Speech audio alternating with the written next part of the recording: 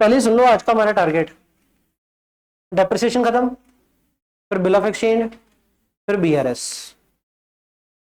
Depreciation थोड़ा सा रह गया था, कैनी खाली होगी, चक लेगा पीछे, कैनी तो भैया एक परी भैया पीछे भैया थे, चक लेगा। बिल ऑफ एक्सचेंज, बीआरएस और डेप्रिसिएशन जो थोड़ा सा रह गया था, ये हमारा आज का टारगेट है। करना ही पड़ेगा ये, फिर ही बात बनेगी, क्योंकि कल की क्लास में हम करेंगे एनपीओ, संडे छुट्टी होगी, मंडे करेंगे हम इन्वेंट्री, उसके बाद ट्यूसडे होगा आपका 100 मार्क्स का टेस्ट। सही है, लेकिन टेस्ट तो ट्यूसडे होगा, या तो मंडे दे दो टेस्ट, तभी है ना। फिर मंडे को खाली रह गए, खाली रह गए तो इन्वेंट्री कर लेंगे, क्या फर्क पड़ रहा है। हो गया, थैंक यू।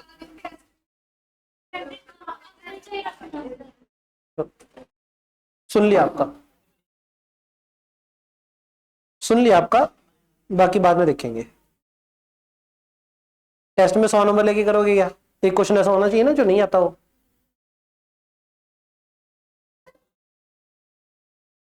चल मंडे को फिर अपा वो करेंगे छुटकू चैप्टर जीएसटी वाला,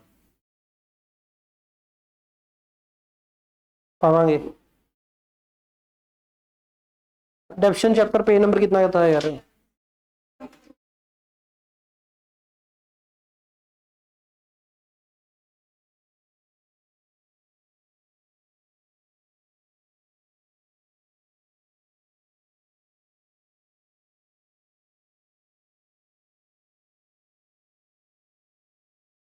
सुनो ध्यान से, जैसे कल वाले क्वेश्चन नंबर 5 में क्या हो रहा था, क्वेश्चन में ये बात बोल रहा था ना कि 80,000 वाले का टुकड़ा बेच दिया, 80,000 वॉज द कॉस्ट, इसका टुकड़ा बेच दिया। क्वेश्चन बोला कितने वाला बेच दिया, जिसकी कॉस्ट कितनी थी, 80,000 वॉज M1। Thank you. कितनी कॉस्ट थी इसके टुकड़े की? 32। तो एक इसका टुकड़ा 32,000, एक 48,000, ये 32 और 48 कॉस्ट है ना।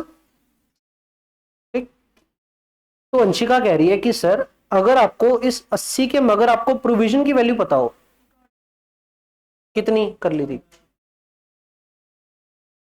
80 की, मगर प्रोविजन हमें किस दिन की चाहिए थी, हमें 1 जनवरी 2023 की चाहिए थी। 23 ना, 1 जनवरी 23 दसियो प्रोविजन कितनी सी, 5वां क्वेश्चन 15,200 थी। ये 15,200 वैल्यू 80,000 मगर है, तो इसको स्प्लिट मार लिया ऐसे 32 और 48 की रेशो में, जैसे 13 क्वेश्चन में किया था, कर ही सकते थे वैसे। तो इसको भी आप क्या कर सकते थे, स्प्लिट मार सकते थे 32:48 में। कितना हो गया, 6 या 80 एंड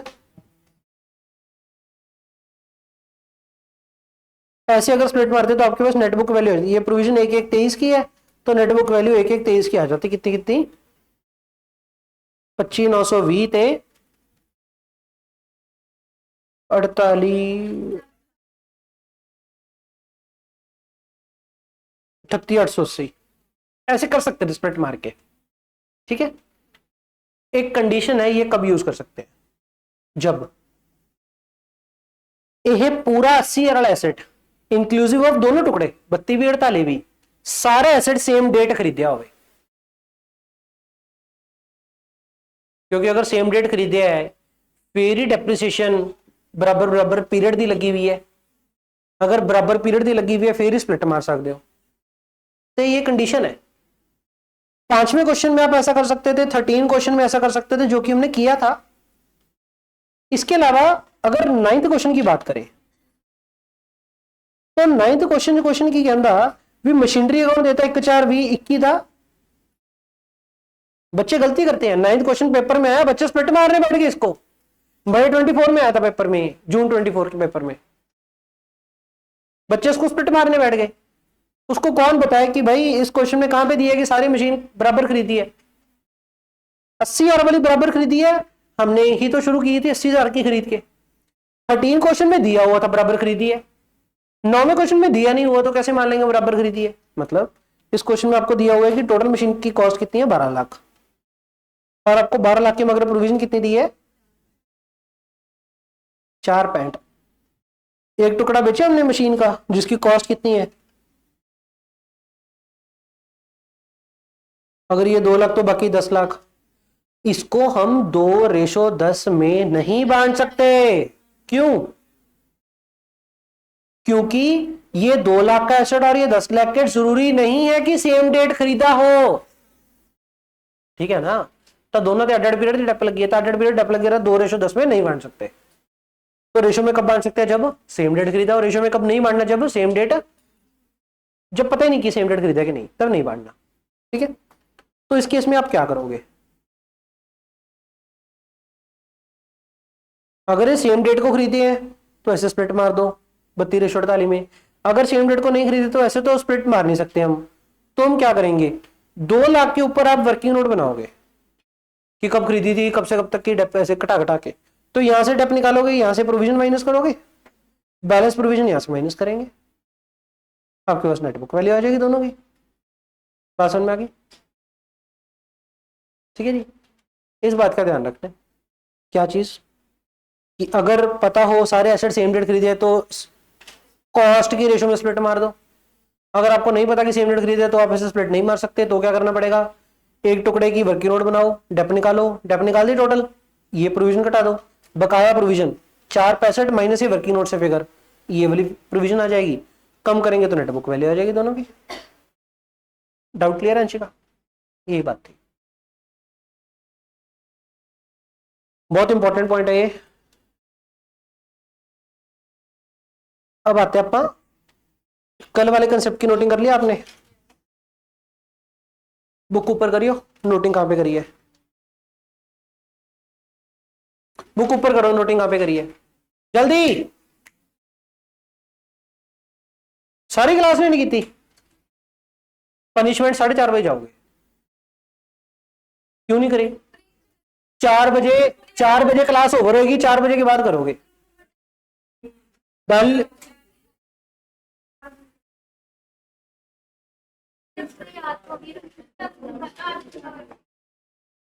मासी ने 3 बार बोल भी पाई है 4 बजे पाई है।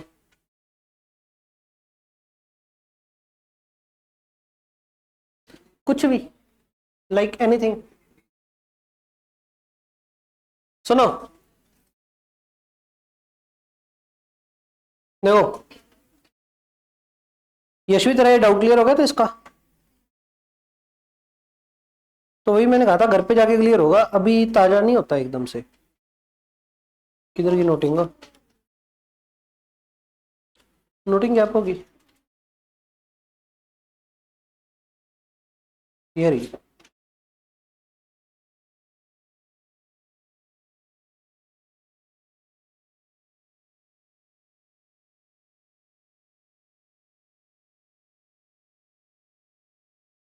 ये आपको कहानी समझाता हूं क्या था। ये था कर्क से सीखा नहीं था, ये जो फ्लो चार्ट बनाया था। पहली बात तो ये कि यार नेट बुक वैल्यू दी भी ਆਪਾਂ ਨੂੰ, ਆਪਾਂ ਕੀ ਕਰਦੇ हैं, AS10 बोलता है आपके पास 2 ऑप्शन है, जेडी वैल्यू तो एसेट खरीदिया पोस्ट ओवर साल डेप घटाई चलो, घट के जेडी वैल्यू आ जा करूगी WDV रिटर्न डाउन वैल्यू, वो वाली वैल्यू तो बैलेंस शीट से खड़ा रहने दो। Option number 1। Option number 2, depreciation भी लगाओ, प्लस हर साल के एंड पे चेक करो बुक वैल्यू को फेयर मार्केट वैल्यू के साथ कंपेयर करके कि वैल्यू बढ़ गई कि वैल्यू घट गई। इसको बोलते हैं रिवैल्यूएशन मॉडल, इसको बोलते हैं कॉस्ट मॉडल, इसको बोलते हैं रिवैल्यूएशन मॉडल। कॉस्ट मॉडल में तो करनी कुछ नहीं, जो सारे क्वेश्चन किया वो हमने कॉस्ट मॉडल के किए, छोड़ दो रिवैल्यूएशन मॉडल। रिवैल्यूएशन मॉडल में डेप्शन भी लगेगी, प्लस हर साल के एंड पे चेक करेंगे फेयर मार्केट वैल्यू कितनी। अब साल के एंड पे जब फेयर मार्केट वैल्यू चेक करने गए, इट माइट बी कि बुक वैल्यू से फेयर मार्केट वैल्यू कम हो, इट माइट बी कि फेयर मार्केट वैल्यू ज्यादा हो, इन्ना दोनों चो एक केस होगा। ये 2 इंडिपेंडेंट केसेस हैं। बच्चे क्या करते हैं, इसको इसके साथ लिंक करनी है, नहीं करना। ये 2 इंडिपेंडेंट केसेस या ये, तो जब ये पढ़ रहे हो तो इसको इग्नोर मारो, जब ये पढ़ रहे हो इसको इग्नोर मारो। ठीक है? बुक वैल्यू कितनी है? 10 लाख। मार्केट वैल्यू तो कम हो सकती है, बढ़ सकती है। अगर कम हो गई तो लॉस बुक कर दो P&L में, एंट्री क्या डालोगे? P&L account debit to asset. लेकिन अगर बढ़ गई तो एंट्री क्या डालोगे, asset account debit to revaluation surplus, तब P&L क्रेडिट नहीं करना, टू रीवैल्यूएशन सरप्लस। ठीक हो गया। चलो ये तो होगी पहले साल की डेप्रिसिएशन। अब आ जाओ दूसरे साल। दूसरे साल क्या होगा, पहले तो डेप्रिसिएशन लगेगी, कितनी वैल्यू के ऊपर लगेगी, new book value. New book value मतलब या तो कटी हुई वैल्यू या वधी हुई वैल्यू, या तो 8 लाख के ऊपर लगेगी या फिर 13 लाख के ऊपर लगेगी, लग गई। डेप लगाने की entry, dep account debit to asset, dep जो डेबिट किया वो P&L account debit to dep, P&L account debit to dep, finish. Depreciation की एंट्री लगी। डेप्शन कटने के बाद नेट बुक वैल्यू रिवाइज छोटी हो जाएगी, और इधर 86 रहेगी, उधर 13 लाख जो डेप कटी था 11 लाख 5,000 रहेगी।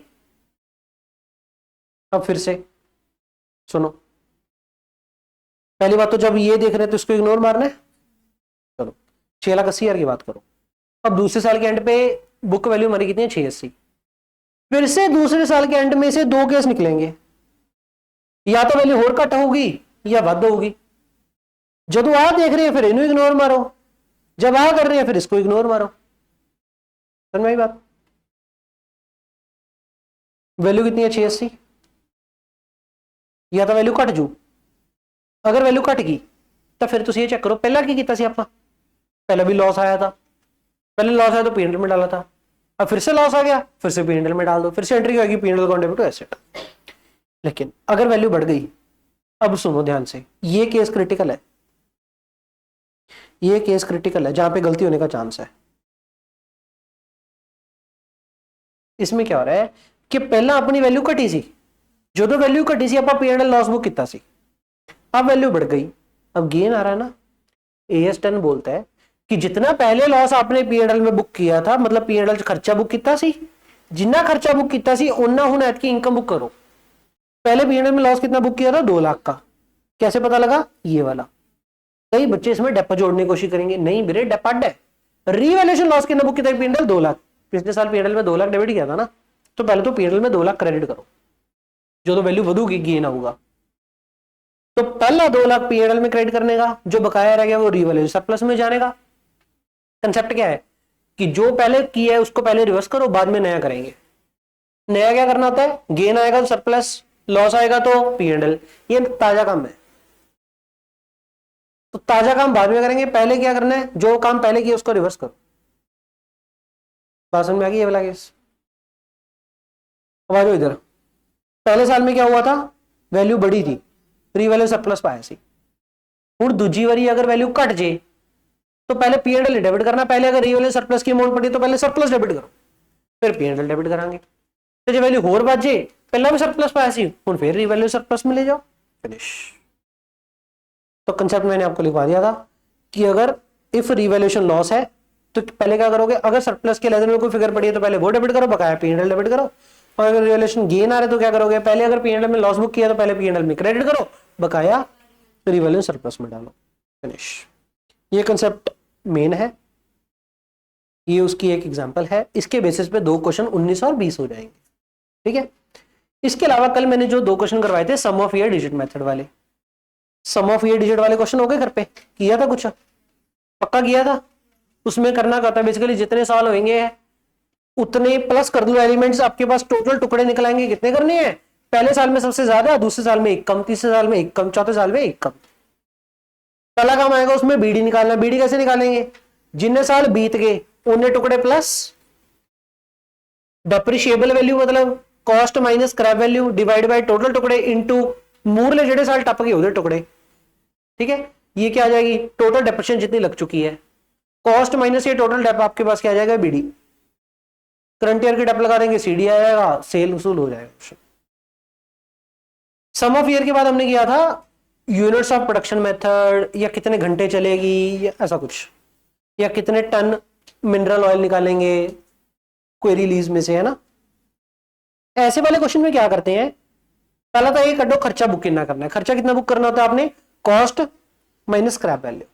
कॉस्ट माइनस स्क्रैप वैल्यू क्या बन गया, कितना खर्चा बुक करना है, एक्सपेंस टोटल कितना बुक करना है, कॉस्ट माइनस स्क्रैप वैल्यू। ये क्या बन गया आपका, डेप्रिशिएबल वैल्यू बोलते हैं इसे, डेप्रिशिएबल नाम तो देखो पता लगी अंदर, ओहो वैल्यू जिन्नी वैल्यू कट जू, किन्नी कटू, डेप्रिशिएबल वैल्यू कटो।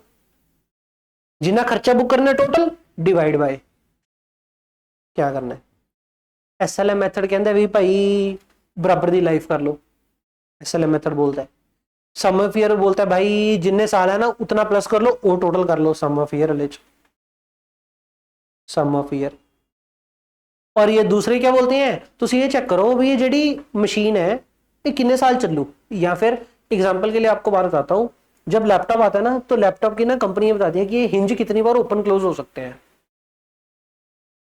जैसे कि सैमसंग का फोल्ड फोन आता है ना तो वो बताते हैं ना इतने नंबर ऑफ फोल्ड्स हो सकते हैं, इतने फोल्ड्स टेस्टेड है।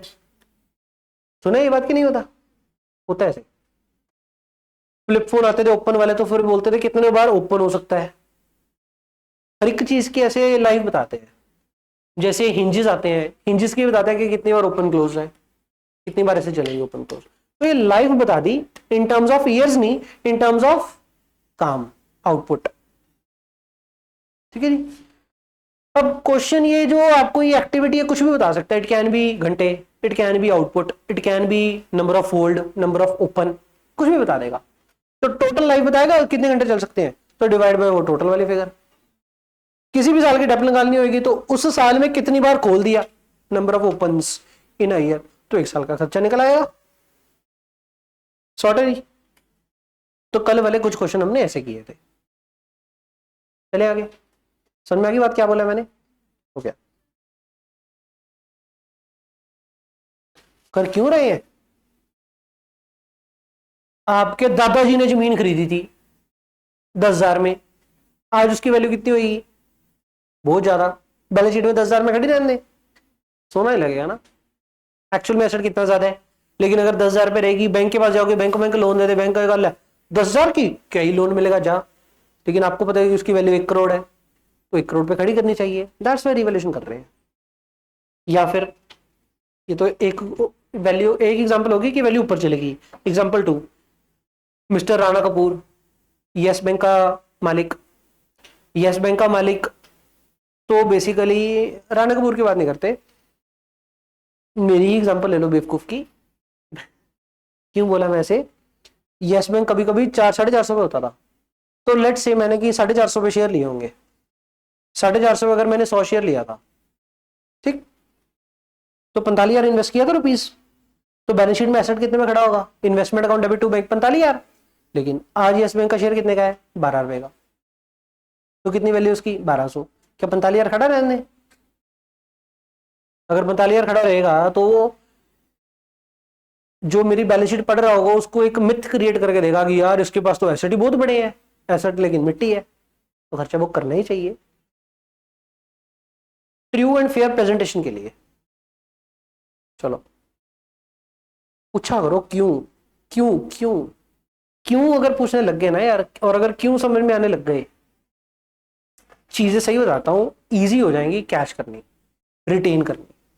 सबसे बड़ी बात रिटेन करनी इजी हो जाएंगी, आपको पता होगा।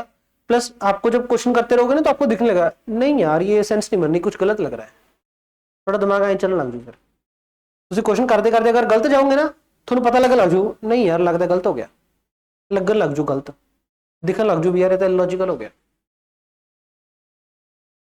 और वो कैसे पता लगेगा कि इलॉजिकल हो गया, जब ये पता हो कि ऐसा करना है तो क्यों करना है।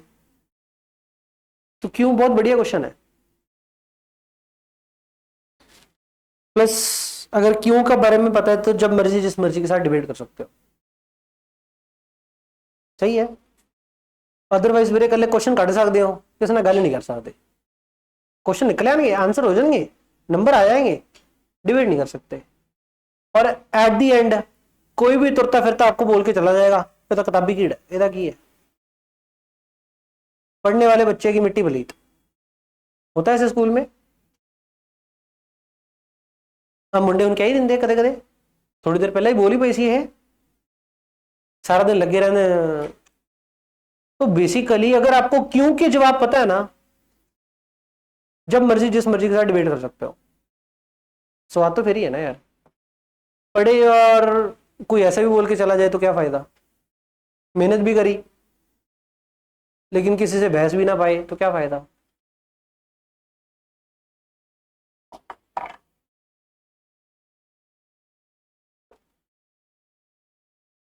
आज ना पता नहीं मोटिवेशन वाले दिन है शायद, मैं इंटर वालों को भी 1 घंटा मोटिवेशन देके आया हूँ आज। उनको देता नहीं मोटिवेशन वगैरह, क्योंकि उनका काम ही बहुत होता है, रेयर ही होता है उनका कोई मोटिवेशन लेक्चर। आज उनको ही मोटिवेशन देके आया हूँ। आप में भी अपा ने 1 बज गया, अभी तक किया कुछ नहीं, मोटिवेशन ही चल रही है, 1.5 घंटा हो गया। 70 ना खा लो मैं तो ब्रेक, कोई ना, मैं कहना खाधी है नहीं खानी, गल्ला सुन लिया, हूँ ब्रेक ला लो बस, फिर आए तो हो गया काम। मोटिवेशन दी है, अब काम तो करे, विदाउट ब्रेक 4 तो बजाए, फिर ही फायदा मोटिवेशन का। चल शुरू तो करो, देखते हैं। बेला मशीन कर लो ब्रेक से पहले, फिर ब्रेक दूंगा।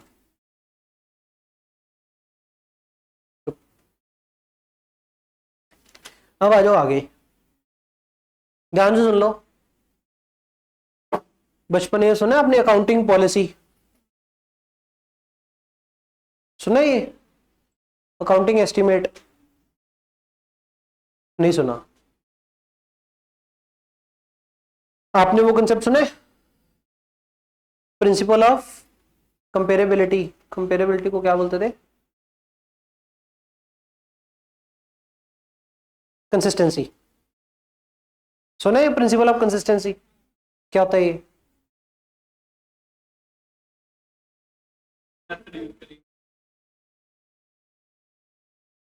उसमें वर्ड जो मेथड बोल दिया ना, ये मेथड वो एक जनरल वर्ड है, स्पेसिफिक नहीं है। स्पेसिफिक वर्ड जो एएस नंबर 4 और 5 और 1 रल मिलके यूज करते हैं, इकट्ठे पढ़े जाते हैं 3, वो 2 वर्ड यूज करता है, या तो अकाउंटिंग पॉलिसी या फिर accounting estimate.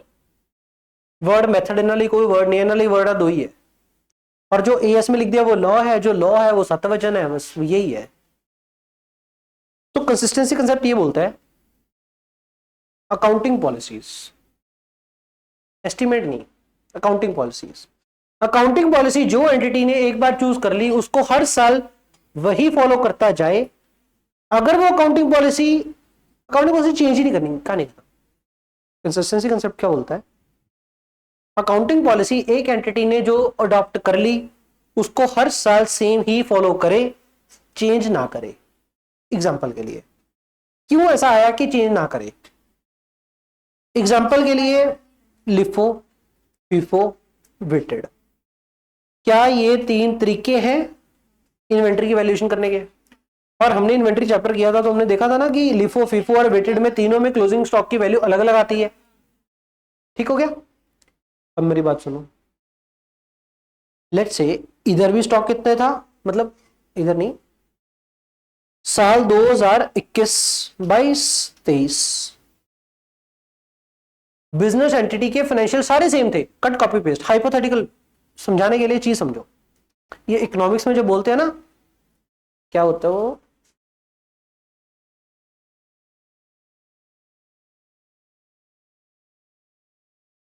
Other things remaining constant, citrus Paribas.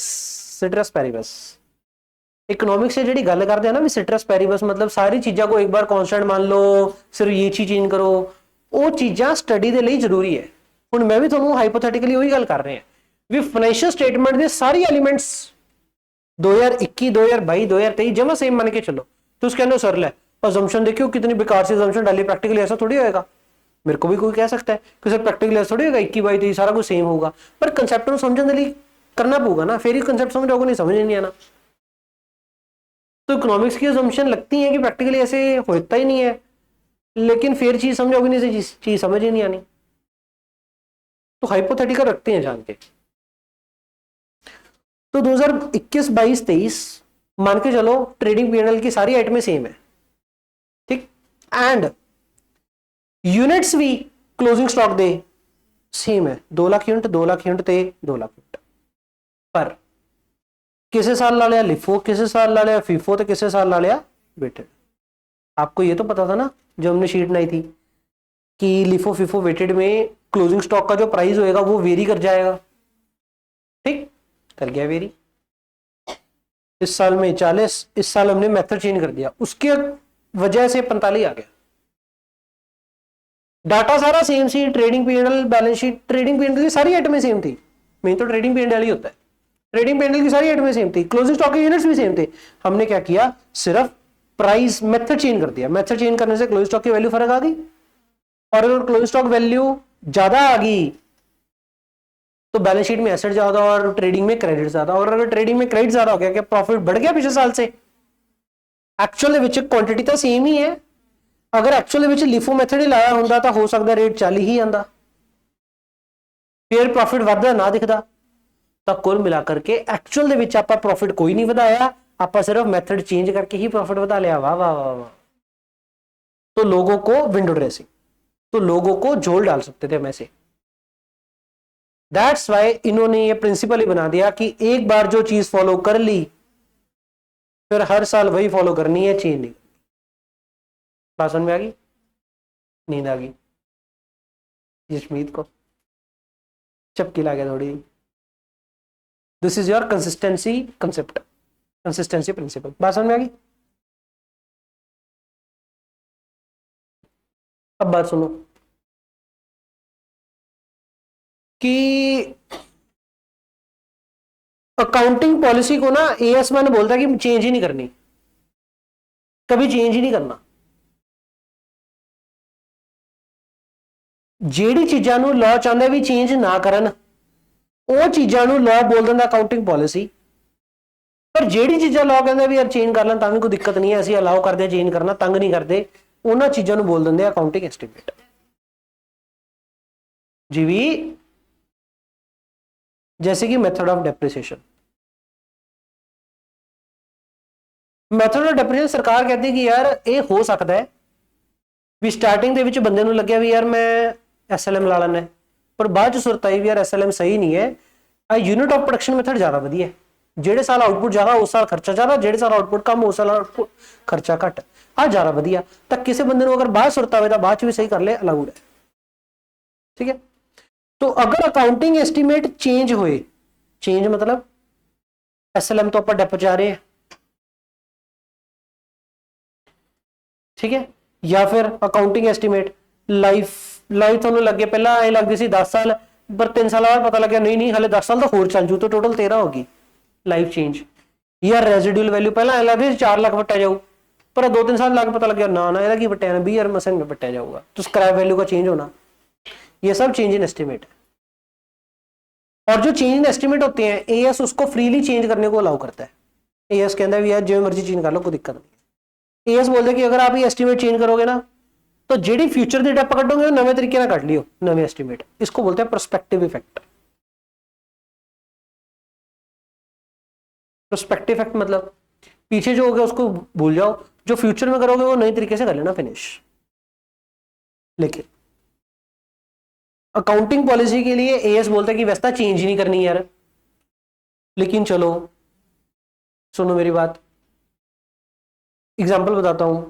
Let's say पहले जब AS2 नहीं था, AS कब आए हैं? 2006 में आए हैं। तो जब 2006 से पहले AS नहीं हुआ करते थे तब कोई एंटिटी लिफो लगाती थी। लेकिन जब 2006 में AS आए, AS2 में लिख दिया गया कि लिफो तो लगाना ही नहीं है, या तो फिफो लगाओ या वेटेड लगाओ, इन दोनों में से कोई लगाना है, लिफो तो लगाना ही नहीं है। तो लॉ ने बोल दिया कि लिफो तो लगाना ही नहीं है। अगर लॉ ने बोल दिया तो एंटिटी को चेंज करना ही पड़ेगा।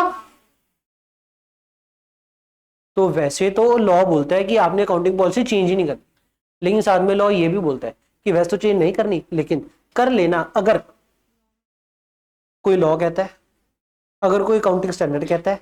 अगर अकाउंटिंग स्टैंडर्ड, सरकार मतलब लॉ, अगर कोई लॉ कहता है चेंज करेगा तो कर लो, to comply any law, to comply accounting standard for better presentation of the financial statement.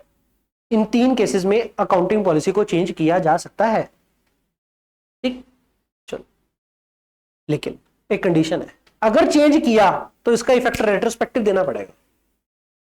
अब रेट्रोस्पेक्टिव मतलब बैक डेट तो चेंज करो, मतलब जिन्ना पीछे जा सकते हो जाओ, उदों तो हर साल दी क्लोजिंग स्टॉक दी फिगर नवी लभो एज पर नवा मेथड, लेट से फिफो, एज पर पुराना मेथड लिफो। जेड़ा तो डिफरेंस होगा वो डिफरेंस को खर्चा बुक करो या इनकम बुक करो। तो उसको बोलते हैं अगर अकाउंटिंग पॉलिसी चेंज करेंगे तो रेट्रोस्पेक्टिव इफेक्ट देना पड़ेगा बैक डेट से। बात समझ में आ गई? सर आपने बता तो बहुत कुछ दिया, क्या हमने करना है ये? नहीं, आपने कुछ नहीं करना। फिर क्यों बताया है? आपने अकाउंटिंग पॉलिसी, ये जो कंसिस्टेंसी कंसेप्ट बताया ना, ये आपको रटा होना चाहिए। ये जो 3 कंडीशन बताई, कंसिस्टेंसी कंसेप्ट क्या बोलते हैं? अकाउंटिंग पॉलिसी एक बार एंटिटी ने जो अडॉप्ट कर ली, जहां जाए पर वचन न जाए। एक बार एंटिटी ने जो अकाउंटिंग पॉलिसी अडॉप्ट कर ली, सारी उम्र वही अकाउंटिंग पॉलिसी कंटिन्यू करेगी।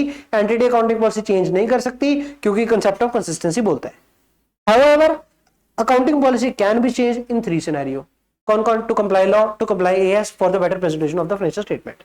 And वैसे चेंज करना नहीं है, करना है 3 सिनेरियो में करना है। और अगर अकाउंटिंग पॉलिसी चेंज कर ली तो रेट्रोस्पेक्टिव इफेक्ट देना पड़ेगा। रेट्रोस्पेक्टिव इफेक्ट मतलब बैक डेट से लेके, प्लस डिस्क्लोजर देने पड़ेंगे, क्या पुरानी पॉलिसी कौन सी थी, न्यू पॉलिसी कौन सी है, प्लस रीजन ऑफ चेंज बताना पड़ेगा कि क्यों चेंज किया भाई। ठीक है जी, ये एज अ थ्योरी के लिए आपको 4 नंबर के लिए क्वेश्चन आ सकता है, तो आपने ये याद करना सारा। और अकाउंटिंग एस्टिमेट क्यों बताया है? क्योंकि डेप्रिसिएशन के चैप्टर में चेंज ऑफ अकाउंटिंग एस्टिमेट ही है। अब मेरी बात सुनो, पेपर में क्या हुआ जून 24, कहानी समझ गई सारी? जून 24 एग्जाम में क्या हुआ, 10 नंबर का क्वेश्चन आया। मैं आपको बात बताता हूं कि सीए में बेसिकली किस्मत क्यों इंपॉर्टेंट है। 10 नंबर का क्वेश्चन आया। जितने भी आप डेप्शन के क्वेश्चन देखोगे ना, उसमें मेथड तो चेंज करेगा एसएलएम डब्ल्यूडीवी, लेकिन आपको डेट बता देगा कि इस दिन से चेंज कर रहे हैं, और वो जो डेट होगी ना, वो प्रोस्पेक्टिव डेट ही होगी। इस पेपर में क्या हुआ, डेप्शन का क्वेश्चन आया, मेथड चेंज कर दिया, लेकिन क्या कर दिया, बैक डेट से। कहता डेप्शन का मेथड चेंज कर लो बैक डेट से। बैक डेट्स तो होती नहीं है डेप्शन का मेथड चेंज। और बैक डेट से ये जो मैंने कहानी बताई है, ये सिर्फ सुनने के लिए सही है, करने के लिए तो बहुत औखी है। पेपर में ये लिख दिया कि बैक डेट से। अब आइडियली बच्चे को, सियाने बच्चे को क्या करना चाहिए, ये क्वेश्चन जब पढ़ लिया बैक डेट साइड से होना चाहिए, छाड़ दो क्वेश्चन। बच्चे फिर पीछे जाके बच्चे कि मैं कट के दिखाऊं, लमक के, टाइम खराब, नाले आंसर नहीं आया, ना तो नंबर आए, नाले टाइम भी गया। जून 24 का पेपर सिरा आया था, एक तो ये क्वेश्चन आ गया, 10 नंबर था मिट्टी। एक क्वेश्चन आ गया, वो डेथ चैप्टर में अपन ने लास्ट क्वेश्चन किया था, 32 पता नहीं 33, जब पीटर पॉल प्रिंस नहीं, जब डेथ होगी, लेकिन हमने गौला ही नहीं, हम आगे चलते गए। साल के एंड पे जाके ओ हो पिछले तो बंदा मर गया था, फिर बैक डेट से चेंज कर रहे थे, फिर पी एंड एप्रोप्रिएशन के 2 कॉलम बनाए थे, मूरला 8 पिछला 8, ओ वाला क्वेश्चन आ गया 20 नंबर का। 20 नंबर का वो क्वेश्चन थे, कावला क्वेश्चन, तुम दसो बच्चा पास कि मैं हूं। 3 नंबर, इको ही पेपर जून 24, खोल के दिखाऊं कि मान लिया, बस मैंने कह दिया तो मान लिया।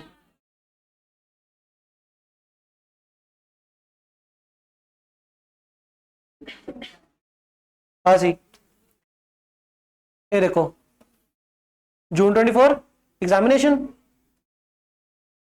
कहते मैथड चेंज कर लिया from the WDV to the SLM with effect from 1 April 2020, adjust the difference on 31 March 2023।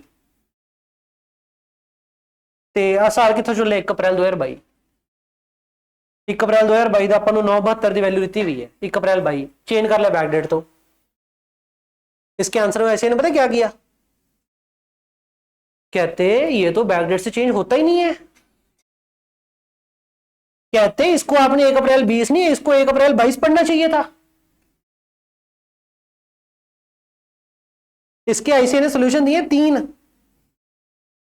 Alternative 1, alternative 1 में देखो अंग्रेजी क्या लिखी है, the question by ignoring the effect of giving the impact of assets, ignoring the retrospective impact, alternative 2, कहते retrospective effect दे देते हैं, शायद एक और ऑल्टरनेटिव दिया है, ऑल्टरनेटिव 3 ऐसे कर लेते हैं, इग्नोरिंग रेट्रोस्पेक्टिव इफेक्ट, पता नहीं क्या कुछ कर रहे हैं। तब कुल मिला के तो दसो भी किवें गल बनू। एक क्वेश्चन देख लिया, दूजा क्वेश्चन दिखाना जून 24 ची।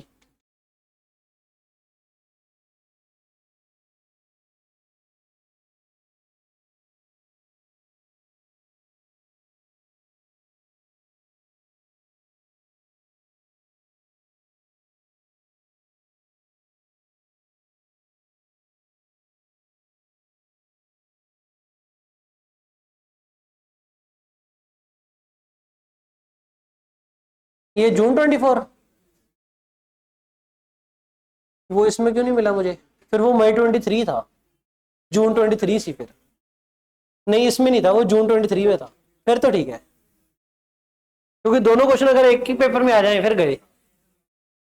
वो जून 23 में था, याद आ गया मेरे को, बच्चे से याद आ रहा है ना कि इस बच्चे के अटेम्प्ट में था। फिर वो बच्चा रिकॉल कर रहा हूँ, बच्चा जून 24 में तो इंटर कर गया था, फिर वो जून 23 की बात है। चलो, क्या समझे? ये किस्मत बहुत इंपॉर्टेंट है।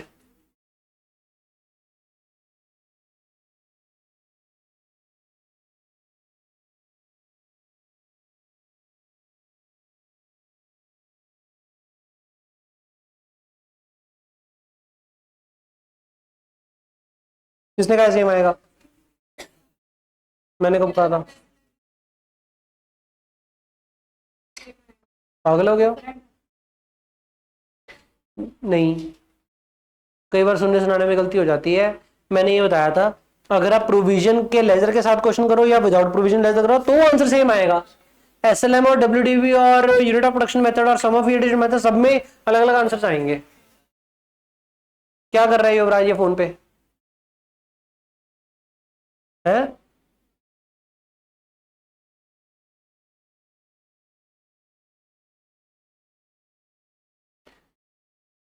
समझ गए? कुछ तो समझे होगे शायद। ये वन शॉट वाला तो काम ही नहीं रहा ना, मतलब फास्ट टैग तो रहा ही नहीं, स्लो हो गया। चलो कोई नहीं, फिर वन शॉट के बाद आपको एक मैराथन लगानी पड़ेगी मुझे लगता है। सही है ना? एक और स्पीडीली काम चाहिए इससे भी ज्यादा,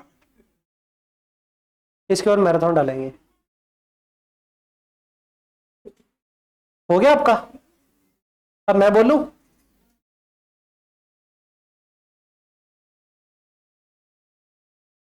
यार कहते मैनू कहते भैड़ी है। कोई बोला था ना आज एक ही चैप्टर करा दो, उसका रिप्लाई बोला था मैं। कौन बोला था? लेविसा?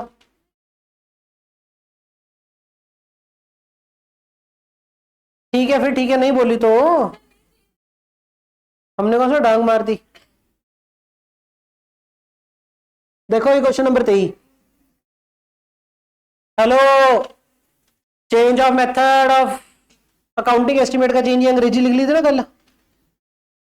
और इस अंग्रेजी के बाद मैंने आपको ये बताया था कि एसएलएम मेथड में कैसे निकालेंगे डेप्रिसिएशन।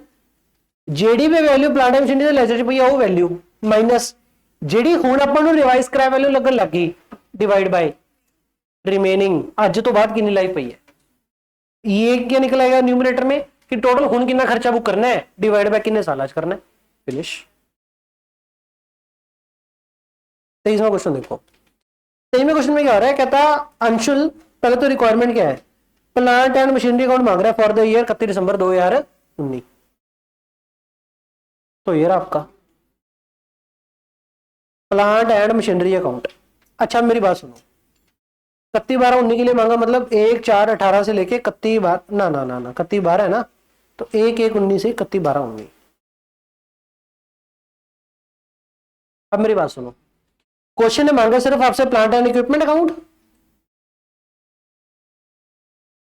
प्रोविजन का लेजर लगा होगा कि नहीं होगा? नहीं होगा। तो फिर ये जो लेजर चलेगा एट सारे कनाल दी हो।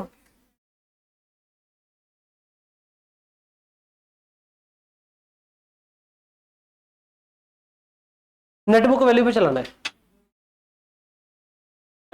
जाओ, प्लांट एंड मशीनरी का लेजर हमने नेटबुक वैल्यू पे चलाना है।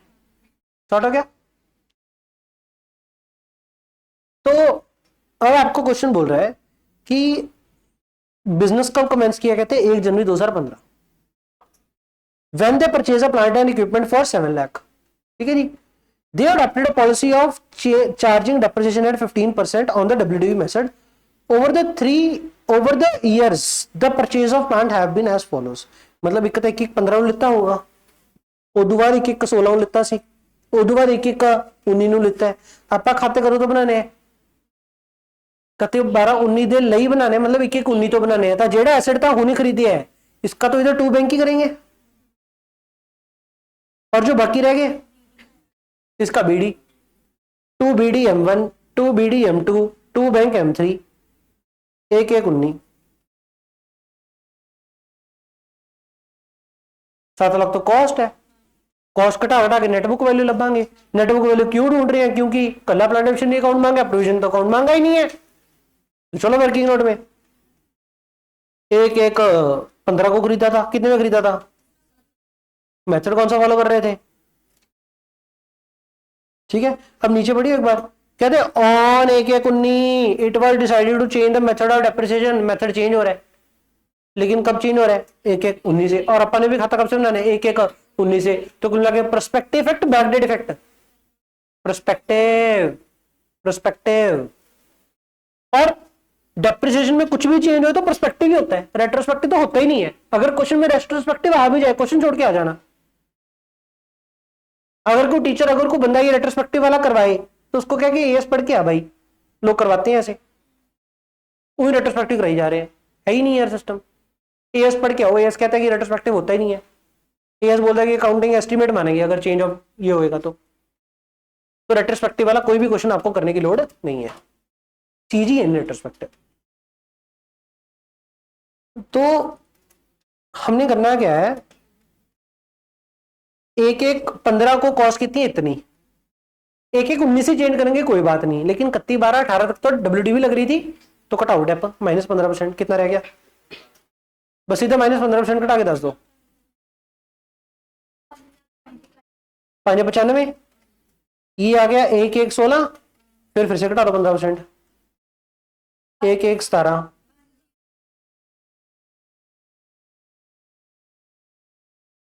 पंजाबी वाले बोलो यार दोबारा बोलिया करो हो अगला बोलो ये हो गया 1 1 18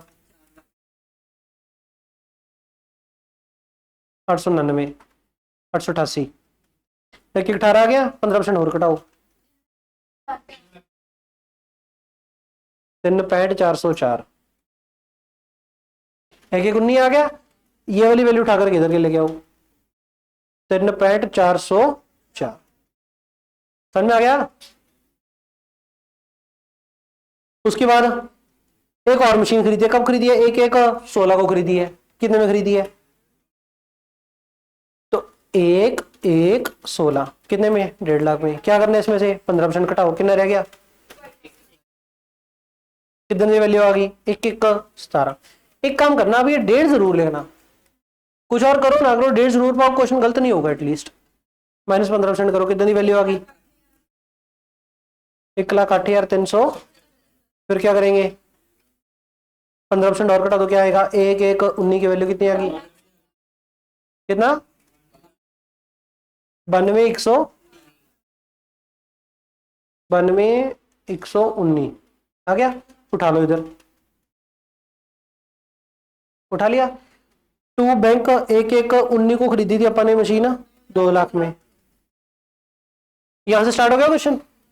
अब आगे क्या बोल रहा है क्वेश्चन 1 1 19 से कहते हैं हमने मेथड चेंज करना है मेथड चेंज करना है तो क्या करना है हमने SLM लगाना है and the rate of depreciation to the SLM लगाना है और SLM लगाने तो क्या करना है ऑन दिस डेट मतलब किस दिन 1 1 19 को remaining useful life was assessed at 6 years for all the assets purchased before 1 1 19 जेडे की 19 तो पहले खरीदे हुए मतलब M1 एंड M2 M2 की लाइफ कितनी बता दी 6 साल 6 साल किस दिन जब लाइफ दसूगा जब लाइफ बताएगा तो ये देखना पड़ेगा किदन दस रहे हैं किदन प्लस जेडी लाइफ दसी है वो रिमेनिंग लाइफ दसी है कि टोटल लाइफ दसी है। आप ये गलती करोगे आप क्वेश्चन में ध्यान से नहीं देखोगे कि रिमेनिंग बताइए कि टोटल बताइए और किस दिन की बताइए। तो क्वेश्चन ने बताया है M1 एंड M2 की रिमेनिंग लाइफ किस दिन बताइए एज ऑन क्योंकि है ना यार बकाया की नहीं रहेगी वो किसी डेट तो ही बकाया कटांगे अपना तो एज ऑन 1 1 19 रिमेनिंग लाइफ कितनी है 6 साल कोई नहीं with no scrap value 0 and 10 years for the assets purchased on 1 1 19 जेड़ा 1 1 19 खरीदे ਉਹਦੀ लाइफ कितनी 10 साल तो जो M3 है उसकी लाइफ कितनी, 10 साल। तो करना क्या आपने, डेप्शन निकालनी है तो निकालो डेप्शन। डेप्शन कैसे निकालेंगे, M1 की कितनी आएगी, कैसे निकालेंगे, SLM की डेप्शन, प्लांट डेप्शन के लेजर में जितनी वैल्यू बढ़ी है M1 की कितनी बढ़ी है 3.404 माइनस स्क्रैप, स्क्रैप दी नहीं है, दी होती तो माइनस करते, डिवाइड बाय रिमेनिंग लाइफ आज के बाद कितनी रहेगी 6 साल, कितना आ गया 60,000 पूरा 900। फिर M2 की ऐसे निकालो, लेजर में कितनी बढ़ी है 92 119 minus scrap value, scrap value question में दी नहीं है, डिवाइड बाय 6 साल, कितना, पेपर में पता क्या आएगा, यही क्वेश्चन सेम आएगा, हद मार के स्क्रैप वैल्यू दे देगा। बच्चों का क्वेश्चन हम आ गया, हमारे वाले क्वेश्चन में स्क्रैप नहीं था, ऐसा तो नहीं करोगे ना आप, पता लग गया स्क्रैप हटा देंगे तो खर्चा बुक करना आ जाएगा, डिवाइड बाय लाइफ कर देंगे। देसी अगर समझोगे ना तो दिक्कत नहीं आएगी, लेकिन जेड़ा बच्चा देसी नहीं समझेगा ना उसको दिक्कत आएगी, उसको अगर सेम क्वेश्चन आकर तो सही करेगा अगर गलत करेगा। देसी समझो कि बैलेंस जिन्नी प्लांट मशीनरी च पे है माइनस जिन्ना एंड ते मिलूगा तो डिफरेंस निकला है, टोटल खर्चा कितना बुक करना है डिवाइड बाय किन्ने साल च बुक करना है, तो जेडे साल करांगे बकाए साल ही करांगे, खर्चा तो फ्यूचर च बुक करना है सारा। M3 का क्या सीन है, कितने में खरीदी हमने 2 लाख में, 2 लाख बटा इधर भी माइनस करा, वो तो दिया नहीं है, बात अलग है। टोटल कितना हो गया, कितना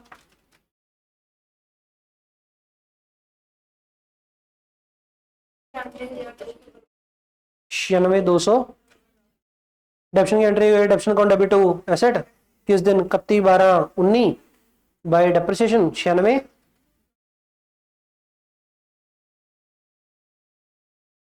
आई थिंक क्वेश्चन मशीन तो को बेच ही नहीं रहे हैं, रखा था क्वेश्चन ही है, तो सीधा क्या निकल आएगा आपका 31/12/19 की सीडी निकल आएगी, क्योंकि क्वेश्चन में कुछ ज्यादा नहीं है तो हमने कली कली क्यों निकालनी, बैलेंसिंग फिगर सारी इकट्ठी कर दो।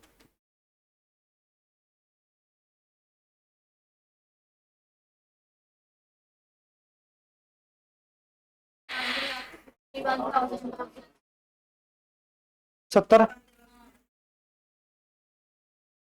चले आगे, समझ नहीं आया ना, समझाना सीखिए, समझ आ गया सबको, पक्का भाई, चलो आगे। इसको समझ में आएगा, ना समझाने वाली बात ही यानी सुनता नहीं है बस ये। अगला क्वेश्चन नहीं दे वर्ग ही है, अभी ना पीछे बात कर रहे हो कि कोई होर जवाब कहता फिर समझा देंगे, असी क्या समझाया नहीं, पार्शैलिटी करते हैं साडे नाल, कह दिया सिमरन कि नहीं कहा अभी तक,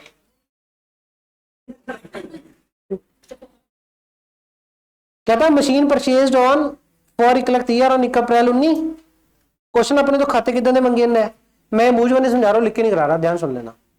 1 अप्रैल 19 तो 31 मार्च 22 तक के खाते मंगी जाता है, कहने 1 अप्रैल 19 को हमने 1,30 में खरीदा था और हमने 20,000 किराया पे किया था, तो 1 अप्रैल 19 को हम प्लांट मशीनरी डेबिट कितना कर देंगे 1.5 लाख पूरा। उसके बाद क्या हो गया 1 अक्टूबर 2021 के आने के लिए 19 की डेप लगाओ, 20 की डेप लगाओ, ठीक है। On 1 October 21 another machine was purchase for 50,000 and sold the old machine for 1 lakh, तो ये भी हो जाएगा। क्वेश्चन क्या बोल रहा है, कहता है डेप्रिसिएशन लगाते हैं 20% ऑन द ओरिजिनल कॉस्ट, मतलब SLM लगाते हैं, हाउएवर 1 अप्रैल 21 से चेंज करेंगे, कोई नहीं 1 अप्रैल 21 से चेंज करेंगे ना, तो हम क्या करेंगे, पहला काम करेंगे 31 मार्च 2020 तक का, 31 मार्च 20 तक का एक ही मशीन थी 1.5 लाख वाली, उसके ऊपर WDV के साथ डेप कटाते जाओ, 1 अप्रैल 21 की आपके पास BD आ जाएगी, BD आ गई, SLM चार्ज कर रहे हैं तो चलो ओरिजिनल कॉस्ट के ऊपर लगाते जाओ, 1 अप्रैल 21 की BD आ गई, BD के बाद क्या करना है क्वेश्चन ने 15% WDV लगाना है, तो 1 अप्रैल 21 को जो वैल्यू पड़ी होगी उसका 15% घटाओगे फॉर 6 महीने, तो आपके पास जो बेचा उसकी नेटबुक वैल्यू आ गई, सेल वैल्यू के साथ कंपेयर करो, ये ना सा रहेगा। कुछ भी नहीं है, बहुत सौखा काम ही होता है, अगर मेथड ऑफ डेप्शन चेंज हो रहा है तो कुछ भी नहीं करना, तो इंडिविजुअल SLM भी कितना है, इंडिविजुअल WDV भी कितना है, जितने तो मेथड चेंज हो गया नवे मेथड तो उधर लग जाओगा, खत्म फिनिश। 1 अप्रैल 21 ਨੂੰ ਜਿਹੜੀ ਨੈਟਬੁੱਕ ਵੈਲਿਊ ਹੋਊਗੀ ਉਹਦੇ ਉੱਤੇ ਡਿਪ ਲਾਣ ਲੱਗ ਜਾਓ, ਉਸ ਤੇ ਨਵਾਂ ਮੈਥਡ ਲਾਣਾ ਬਸ, ਪਰ ਇਹਦਾ ਕੁਝ ਨਹੀਂ ਕਰਨਾ, शॉर्ट है।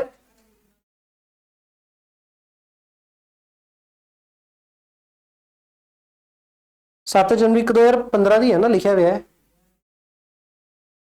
ये जेडे दो है ये बाहर लीते कि 16 लीती है, एक 19 लीती है, ठीक है ना। तो एक 15 की मैं नेटबुक वैल्यू अड कढ़ ली, एक 16 वाले की नेटबुक वैल्यू अड कढ़ ली, एक 19 की नेटबुक वैल्यू कट के इत्थे लिख ली BD, ठीक है। 24वां क्वेश्चन स्टार मार्क कर लो, घर पे जाके पक्का करोगे।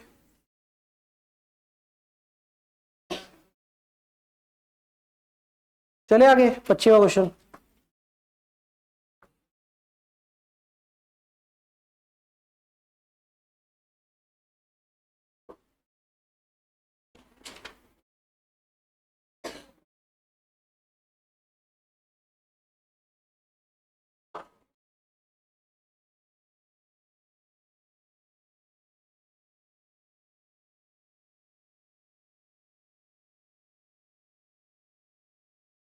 पहले दो छोटे क्वेश्चन कर लेते हैं। 25वां क्वेश्चन कराओगे घर पे कर लोगे, क्या करा दे। करना तो यही है कि पहले WDV लगाना है, फिर एंड पे जाके नेटबुक वैल्यू आ जाएगी, net book value minus scrap value दी हुई divide by remaining life SLM की डेप आ जाएगी, वो लगा दो, कुछ नहीं होता। इतना ही है। स्टार्टिंग में WDV चलने दो, जब से बोलेगा कि SLM लगाना है उस दिन खड़े होकर net book value minus scrap divide by remaining life, dep आ गई, डेप ठोकते रहो, लेजर चलाते जाओ, इतना ही है। करके देखना, घर पे नहीं हुआ तो मंडे करवा दो, कल करवा दो, करना पक्का। 24 और 25 करना पक्का, प्लीज झूठ नहीं बोलना। आंसर है नहीं तो मेरे को मैसेज भेजोगे सारे यानी करके, CD आंसर इसका। क्वेश्चन करते जाना घर पे, अपना अपना व्हाट्सएप CD करते जाना, आंसर इसका मिलेगा भी नहीं, ठीक है जी। फिर ही पता लगेगा कुछ आता नहीं आता, कुछ समझ में आया कि नहीं। अगर तो मेजोरिटी के सेम सेम हुए तो फाइन, नहीं मैं कल करवाऊंगा। बस अकाउंट ही बनाना है, बस आपका ये होमवर्क है, चीटिंग नहीं करनी। आंसर में इसका अपलोड नहीं करूंगा, अपने का आप खुद से करोगे क्वेश्चन, खुद से करके मेरे को एसेट का CD भेजो सारे यानी व्हाट्सएप मैसेज, मैं चेक करूंगा सबका सेम आता है कि नहीं आया तो मैं कल करवाऊंगा, अदरवाइज फाइन। घर पे जाके पक्का करोगे काम। 26वां 27वां देखो क्या बोलता है क्वेश्चन। और ये अमोर्टाइजेशन आ गया, अमोर्टाइजेशन मंत्र नहीं पढ़ने, अमोर्टाइजेशन सेम ही है, कट कॉपी पे same. Kumar R&D registered a patent, बस इंटेंजिबल एसेट है तो वर्ड अमोर्टाइजेशन आएगा, टेंजिबल है तो वर्ड डेप्शन आएगा, सेम ही है। क्वेश्चन नंबर 26 कहता पेटेंट रजिस्टर कराया है, patent meet the criteria of intangible asset. Criteria कहां पे दिया हुआ है, AS नंबर 26 में दिया हुआ है, इंटेंजिबल एसेट। तो on 21 July 2021 developed at a cost of 2.5 lakh and spent 2 lakh towards legal fees and registration. तो पहली बात, ये लीगल फीस क्या आप एसेट के लेजर में डाल देंगे, हाँ। तो एसेट के लेजर में कितनी वैल्यू आएगी, 30 लाख। किस दिन आएगी, 1 जुलाई 2021। 1/7/21 तो बैंक कितना हो गया, 3 लाख। किसका लेजर बन रहा है, पेटेंट का। पेटेंट क्या है, एसेट। फिनिश। आपने क्या लेना, क्या नाम है, एसेट अकाउंट है बस। Patent is granted for the period of 10 year, तो लाइफ कितनी होगी, 10 साल। Books are closed on 31 December every year. Finish. करना क्या है, 2 साल के लिए बनाना है।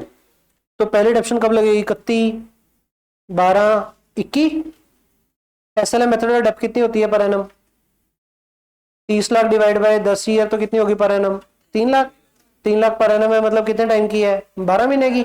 हमने कितने महीने की लगानी है, 6 महीने की। तो 6 महीने की डेप्शन कैसे निकालेंगे कि 3 लाख इंटू 6/12 1.5 लाख। CD निकल आएगी 28.50। BD कितनी आ गई, 1/1 2.5 लाख 50,000। नेक्स्ट क्या करेंगे, डेप्शन लगाएंगे, कितनी लगाएंगे बोलो, 1.5 + 3 4.5, 3 लाख ही लगेगी 1 ईयर की बस। और जो लास्ट साल होगा वो 6 महीने लगेगी। फिनिश। क्योंकि इसकी लाइफ 1/7/21 से लेकर के 1/7/31 तक होगी ना, तो 2031 ਦੇ ਵਿੱਚ 6 महीने लग जाऊगी, सिंपल। तो इधर 3 लाख ही आएगी, इधर सीडी कितना आ गया आपका 25.5 लाख। क्वेश्चन खत्म हो गया। वर्ड मोनेटाइजेशन था ना, वर्ड देख के आपने घबरा जाना था, ले ये तो मोनेटाइजेशन आ गया, हमने तो सिर्फ डेप्रिसिएशन किया था। Acquired the streaming right for 18 lakh, live 10 साल है। At the beginning of the 4th year based on decline in the viewership decided stream movie only for the next 5 year. इसमें क्या हो गया, अकाउंटिंग एस्टिमेट चेंज हो रहा है, चेंज इन अकाउंटिंग एस्टिमेट। हमने क्या लेना है यार, पहला काम क्या करोगे, करना क्या है, calculate monetization for the 4th year, लिखियो आगे, and prepare asset account for 4th year. लिखो यहां पे prepare asset account for 4th year, दोनों करने हैं, ये भी करना है ये भी करना है। Prepare asset account for the 4th year कैसे करेंगे,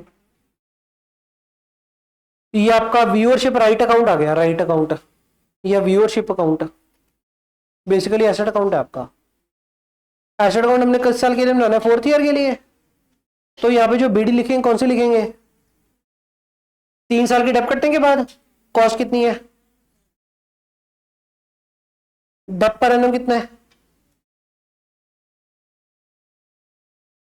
18 लाख डिवाइड बाय स्टार्टिंग में लाइफ कितनी लगी थी इनको, तो पर एनम कितने लगा रहे होंगे, अपन कितने साल की डेप कटानी है, 4th ईयर के स्टार्ट की चाहिए ना आपको।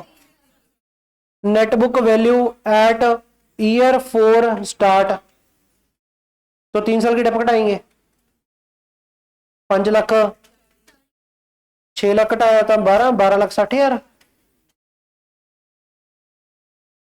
12,60, तो बीडी आ गया 12,60,000, फिनिश।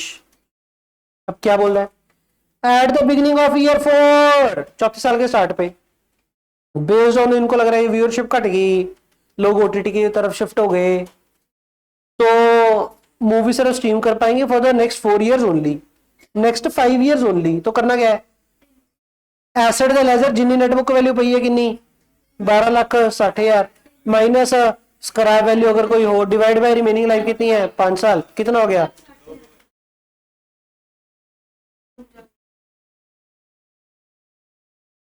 तो आपने